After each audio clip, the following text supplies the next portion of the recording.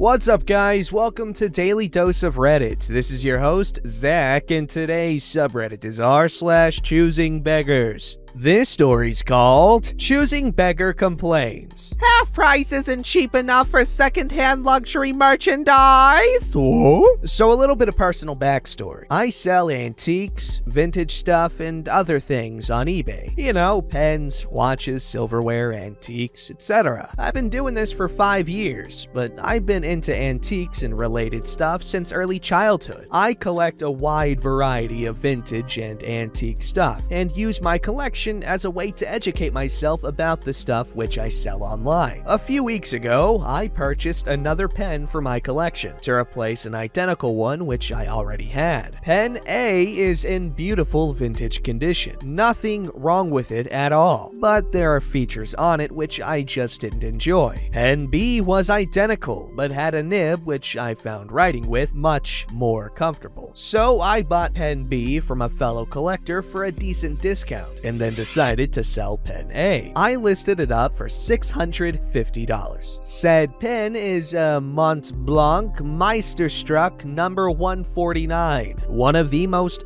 famous pen models in the world. It's been used by everybody from Queen Elizabeth to Barack Obama, JFK to Vladimir Putin. I figured that a pen that famous at that price wouldn't last long, and someone will snap it up and pay the price. Important note, these pens sell for $1,300 brand new, so mine is half price, which I was only able to offer because I bought Pen A for just $250 in a box lot of other pens. Anyway, a friend suggested I post the link to the eBay sale in a local collectors group on Facebook. I told her no because that group is full of choosing beggars. She said, "What's the worst that could happen?" Gee, I wonder why I'm sharing this here. Within half an hour, the vultures started to swarm. One guy in particular seemed very offended that I had shared the pen for sale on eBay first, instead of offering it to my dear fellow collectors. Oh boy, here we go. This is why I didn't want to share it in the group. Dude, that is way overpriced. Huh? You want $650 for that? Yeah, I do. There's no way that thing is worth $600. Well, it's a Cold War era pen made in West Germany before the wall came down, so... You know you could buy these things for $400, right? What a ripoff! How do we even know it's real? I've been collecting pens for 20 years. I think I can spot a fake Mont Blanc. How do I know that you're not trying to sell a fake?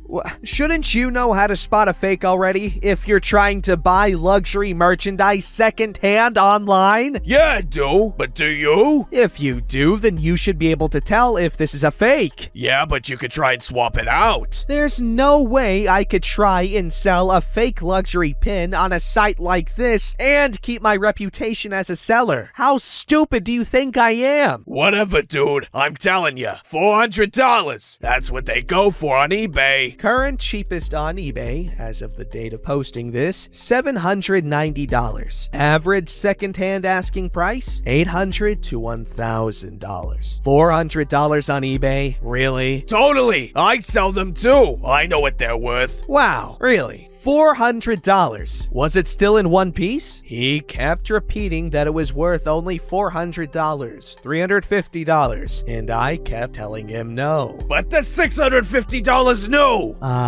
No they're not. For someone who claims he sells these things all the time, you don't seem to know your market or retail prices very well, do you? They're $1,300 new. $1,400 if you want customization done, special engravings, nib work, gift wrapping, etc. I showed him links, pictures, price lists, the whole deal, and all he could do was whinge and complain. I told him to stop wasting my time and buy his own Mont Blanc number 149 for $400 if he really thought he could. In the end, I sold the pen to this very nice lady across the state who had been hunting for this model for years. She was very excited to get it and was much more appreciative and polite. pen, people, I swear to God. Okay, so can someone explain to me why pens get that expensive? Like, I get the materials can be expensive and the craftsmanship is something to appreciate, but are you gonna tell me that a $1,300, $1,400 pen is gonna feel better than a freaking Papermate's Inkjoy or some cool-ass gel pen for a couple dollars? Because I spent $10 on a nice-ish pen, okay? And I felt that was a waste of money. Because it's just a pen. You can get a decent pen for less than $1. You can get a decent pen for a few cents in a pack of multiple decent pens. So I don't understand the whole, I just spent $30,000 on a pen. I lost my car though, and I'm telling you, that fourth mortgage was definitely worth it. Like, I get it if it's like a sentimental thing. Like, oh, cool pen, very nice, fancy, antique. But like, my question is, how much of that money is just for the fanciness as opposed to functionality? Alright, this story's called Today I Got Trapped in a Supermarket by a Literal Choosing Beggar. So I stopped by at the supermarket between Zoom calls today, and this guy approaches me on the way. For context, I'm a 21-year-old female, and apparently also a grade A chump. He tells me he's short on cash, and could I please grab him some juice and a snack? I say sure. I've been broke myself and know what it's like to be hungry. I never give away money, but if someone needs food, I tend to just think whatever and hand it over. He follows me into the store. Bit weird, but okay. He picks out his crap, and I start looking for my own stuff. He looks confused that I'm doing my own shopping and holding him up, saying, You don't seem very concerned about me. Like I'm telling you that I need help and you should be concerned. It's iffy. At this point, I'm thinking, oh no, he's getting needy. Better just buy him his crap so he doesn't follow me around the store anymore. I take him to self-checkout. He asks the attendant if they sell cigarettes. He says no. He asks if they do cash back, and the attendant says yes, but only at the other tills. He starts trying to lead me over there, saying he needs cash for toiletries. Not cigarettes then? I say no, I'll get him what he picked out, but that's it. He starts getting aggressive. I just want a $5, that's it. I'm not giving you cash. I told you I'd get you snacks. That's it, dude. I'm short on money myself. I'm a full-time student on less than minimum wage earnings, and I'm already over budget on groceries this week. You freaking whore. This costs what, $2.50? Look at that. I want some cash. A $5. That's nothing to you. It's a lot to me. I don't get paid very much myself, man. I'm not working, you. I need cash. I pay for the stuff and he leaves. I get back to my shopping, but I have a feeling that a guy in full needy mode like that is probably waiting outside. I finish up 15 minutes later, and lo and behold, he's staring in at me through the double doors. No sign of the food. Sometimes they open with requests like that so they can squeeze you for money. At this point, I'm getting late for work and fully crapping myself. I call my manager, ironically also a total creep, and explain that I'm trapped in a freaking little. I ask the dude at the checkout what he thinks I should do, and him and two other dudes go straight out and try to chase him off. They don't manage for another 20 minutes. He gets aggressive, threatens them, stares through the doors at me, but no one budges. Eventually, he steps off and they walk me in the opposite direction to get a random bus out of the area. On the way, one of the guys was like, "You have to stop talking to these people, lady," which is not untrue, given the circumstances. It still makes me feel like a total idiot. I just don't feel that there is such a thing as these people. I want to help people out, but seriously, supermarket workers are legends. That stuff was way above their pay grade, but they still covered me. Thanks, guys. That's definitely a really creepy situation.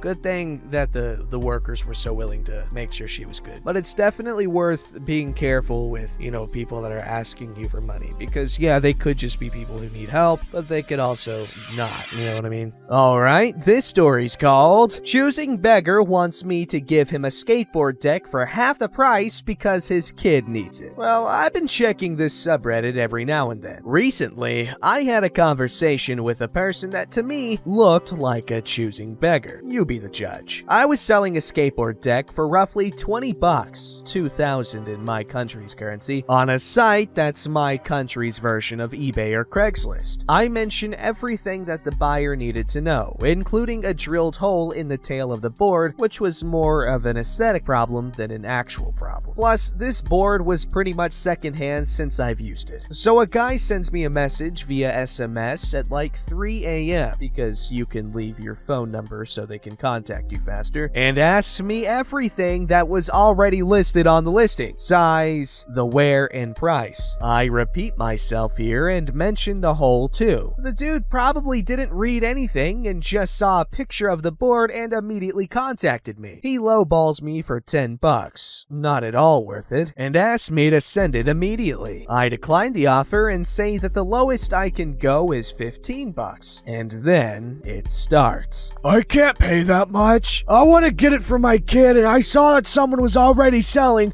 a complete skateboard for 20 bucks. 10 bucks is fair enough, and I can send you the details for the shipping. The board is too big for my kid though, but he'll use it when he grows up. Also, what about the hole you mentioned? This is a rough translation, but even in my language, everything is all over the place with like 10 questions in a sequence. I decline again and tell him that he should get that then. I also tell him to look at the actual listing to see the wear and the hole. It was pretty late, so I go to sleep for a bit. My phone starts ringing at 5 a.m. It's the guy, and I ignore it. He calls again at 6 and at 10 a.m. I was stupid for not muting the sound on my phone. I tell him that I'm not interested, and then he offers me a whopping 12 bucks. I just ignore it and finally mute my phone. In the morning, another guy offers me my original price for the board, and I agree with that. That guy just asked me to save the board for him for a couple of days, to which I agreed. I tell the other dude that it's reserved now and that I got the price I wanted. He then gets pissed off, tells me that he called me first, and that he's now willing to give me 15 bucks for it. True, you did call me first, but you lowballed me. He had a better offer. Why would I sell the deck to you when I can get more money for it? I told you my lowest price and you declined. Not my problem. Kid, the deck is too big for my son. A smaller deck would suit him better, but there's time for that. Plus, the problem is the hole you were talking about. That other dude that offered you higher probably won't buy it in the end. Don't get your hopes up. Classic choosing beggar stuff when he doesn't get his way. I still don't realize how the deck being too big is my problem. He knew the measurements. Not once did he mention that he had a problem with the hole until now. Of course, I declined again and told him I'm saving the board for the other dude. He then replies rather normally. No problem. Just call me back if he backs out of buying the board. A couple of days pass and I sell the board to the other dude and I tell the choosing beggar that it's sold. He does the mature thing and starts flexing.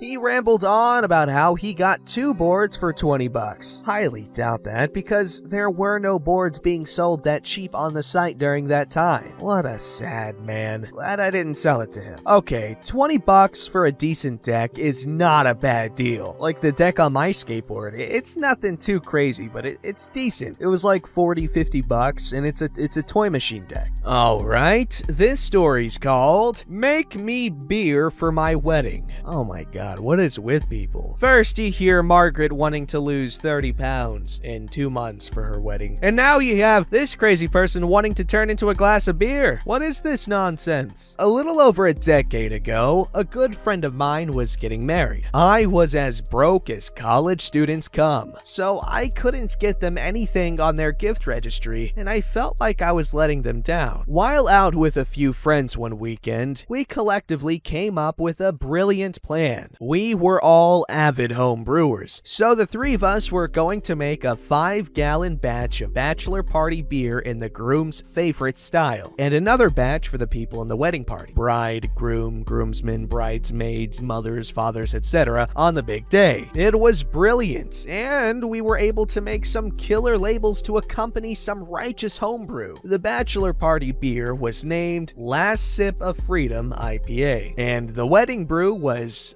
Off the Deep End lager. It was received well by all, and us brewers received tons of attention and praise. After the bride and groom departed in their just-married convertible, the rest of us didn't care for the night to end, headed out to keep the party rolling. While waiting for drinks at the bar, I struck up conversation with one of the bridesmaids, and she mentioned how awesome of an idea the custom beers were, and I saw this as my "I'm gonna get lucky" moment. That was my idea. You made those beers? Yeah, me and a few friends thought it would be a big hit at the wedding, and we had fun brewing different batches to perfect it. Can you do that for me?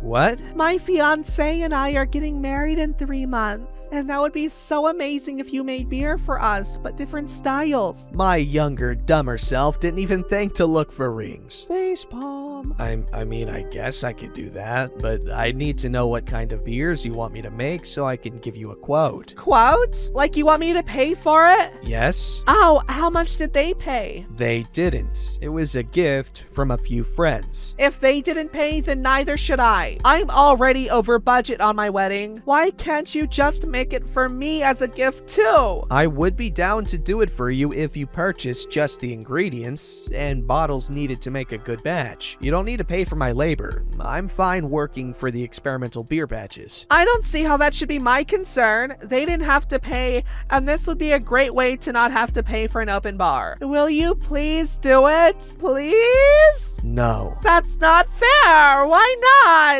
Because I've been friends with them for 5 years and friends with the groom for 10 years. We haven't even been talking for 5 minutes. I haven't even been invited to your wedding. So unless you're willing to pay, it's not gonna happen, princess. At this point, I was done with the conversation, so I grabbed my drink and headed back to the group. I made the most of my night, but I could feel her burning gaze on me for the rest of the night. I told the guys, we had a chuckle and continue to laugh about it whenever we all meet up. I have since made kegs for parties, custom crush wine for family members and close friends' weddings, graduation parties, and divorce parties, as long as they are willing to pay and provide the glass. That's so cool. I mean, beer's gross, and I don't understand how anyone could like it, and if you do, you're probably weird. But that's so cool. I'm joking, by the way. I know. Like, I'm pretty sure beer is the most popular beverage in the world, but that's a really cool gift idea. That makes me think of this one, I think it's a YouTube channel, but it's this guy. He has celebrity guests and he like brews them a custom beer, I think, or just like any alcoholic type of thing. I'm not sure, but it's pretty cool stuff. And Mac Miller was on there and he had a good time. Man, I miss that guy. Don't forget to like, subscribe, and hit that bell to never miss an episode.